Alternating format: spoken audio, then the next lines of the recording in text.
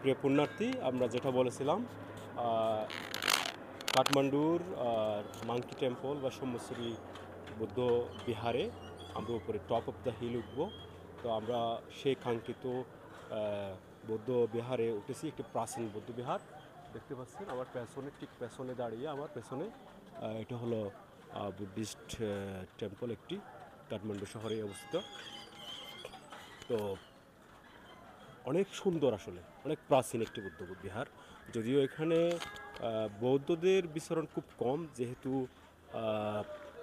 এই নেপাল একটি হিন্দু অধ্যুষিত দেশ।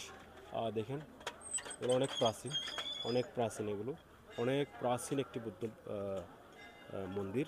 এখানে বাতি জ্বালানোর ইয়ে আছে, ধূপ দেওয়ার জায়গা আছে।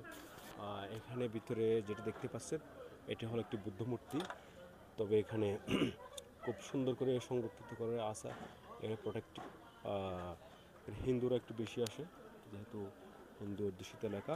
আমরা পুরো মন্দিরের কম্পাউন্ডটি ঘুরে ঘুরে ঘুরে ঘুরে আপনাদের দেখাতে চেষ্টা করব।